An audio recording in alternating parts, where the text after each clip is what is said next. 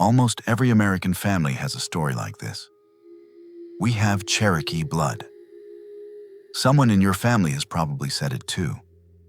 But have you ever tried to find where that story came from? And sometimes it's true. But most of the time, no one can actually prove it. So where does this story really come from? And the strange part is, this story appears everywhere. Different states, different families, people who aren't even related to each other. And yet, they all say the same thing. Somewhere in our family, there was Cherokee blood. Sometimes it's a grandmother, sometimes a great-grandparent. But when people try to trace it, the details start to disappear. Names change, records don't match, stories become vague. And at some point, no one really knows where it actually came from. But here's the part that makes this more complicated. Sometimes, those stories were true. There were real cases where European settlers and Cherokee communities intermarried. This happened mostly in the southeastern United States, especially in the 18th and early 19th centuries. And in some families, those connections were real, documented, and passed down accurately. So the idea itself didn't come from nowhere. But here's where things start to shift. Because over time, those few real cases turned into something much bigger. Stories spread from one family to another. Details became less clear. And what started as a specific history slowly turned into a general belief. But here's what makes this a little uncomfortable. Because this is exactly how stories change in your own family too. Someone tells it one way. Someone else remembers it differently. And after a few generations, no one is really sure what actually happened. The details start to slip. A name becomes unclear. A place turns into somewhere down south. And at some point, a real person with a real history becomes a single sentence. We had Cherokee blood. And if you tried to trace it today, where would you even start? Who was that person? What was their name? What actually happened? Most people don't know. Because what survives isn't the full story. It's the version that was easiest to remember. And the version that made the most sense. But here's a question most people never ask. Why Cherokee? Why not another tribe? Because the truth is, there were many Native American groups across the United States. Different cultures, different languages, different histories. And yet, one name keeps showing up in family stories: Cherokee. And that's not random. The Cherokee were one of the largest and most well-documented nations in the southeastern United States. They lived in areas where European settlers were already expanding, which meant there was more contact, more interaction, and in some cases, more intermarriage. But there's something else. The Cherokee also became one of the most widely known tribes in American history. Their story was written about, taught, repeated. So over time, Cherokee didn't just describe a specific people. It became a familiar name, a name people recognized. And when family stories started losing detail, that's the name that stayed. At some point, many people decide to check the story, not through memory, but through DNA. And that's where things get even more complicated.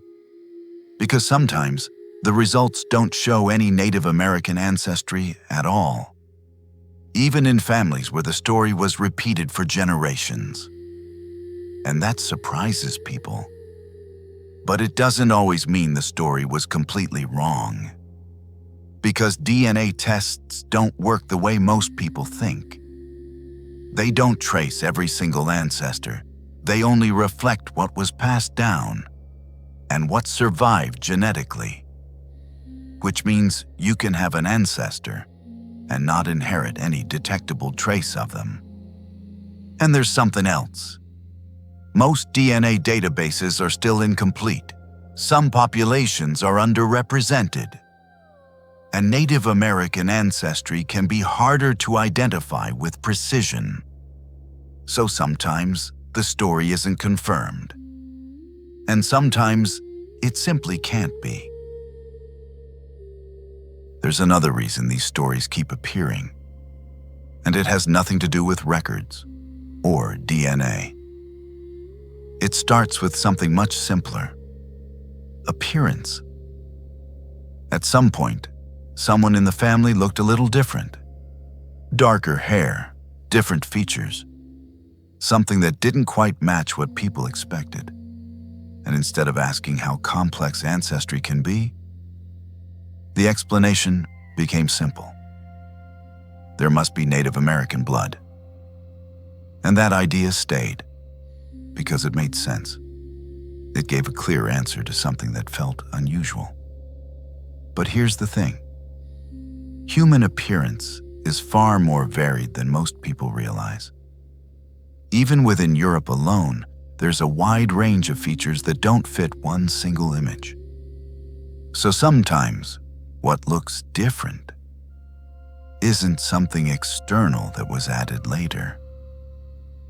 It's something that was always there. But there's another layer to this story that most people don't think about. Because there was a time when claiming Native American ancestry wasn't something people talked about openly. In the 19th century, and even into the early 20th, being identified as Native American could affect your legal status, your rights, and your place in society. So in many cases, people did the opposite. They hid it.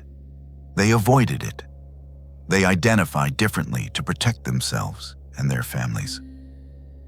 But over time, that changed. As generations passed and the social meaning shifted, what was once hidden became something people were willing to talk about again. But by then, the details were already gone. So instead of a clear history, what remained was a simplified version. A story without precise names, dates, or records. And that's how something that may have started as a real, specific past spread, became a much broader belief. But even when people try to find proof, they often run into another problem: the records themselves. Because most families assume that if something is written down, it must be accurate. But historical records don't always work that way. Especially in the 18th and 19th centuries. Names were often recorded phonetically, spelled differently from one document to another, sometimes completely changed. People could appear under multiple variations of the same name, or disappear entirely from one record to the next. And there's something even more important. The way people were classified was not always consistent. In some cases, a person could be recorded as one identity in one document, and something different in another, depending on who was writing it, or why it was being recorded. So when people today try to trace a single clear line, they often find something else instead. Fragments, disconnected pieces that don't fully align. And the more they search, the more complicated the story becomes. So even after all of this, the missing records, the unclear details, the DNA results that don't always match, the story still remains. And that leads to a different question. Why do people hold on to it? Because at some point, It stopped being just a detail about the past. It became part of how people understand themselves, something that connects them to a larger story, something that gives their family a sense of origin. And over time, it becomes familiar, repeated, accepted, passed down without being questioned. Not because people are trying to create something false, but because the story itself feels meaningful. And when something feels meaningful, it becomes part of who you are. And letting go of it doesn't just change the past. It changes how you see yourself. And that's why even without clear proof, the story stays. So maybe this isn't really a story about being Cherokee, or not. Maybe it's a story about how the past is remembered, how it changes, how it's simplified, and how it's passed on from one generation to the next. Because in the end, what survives isn't always the full truth.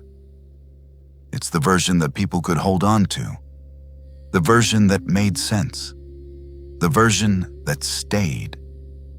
And maybe the real question isn't whether the story is true or not, but what it meant to the people who told it, and what it means to you now. So I'm curious, have you ever heard a story like this in your own family? Have you ever tried to trace where it actually came from?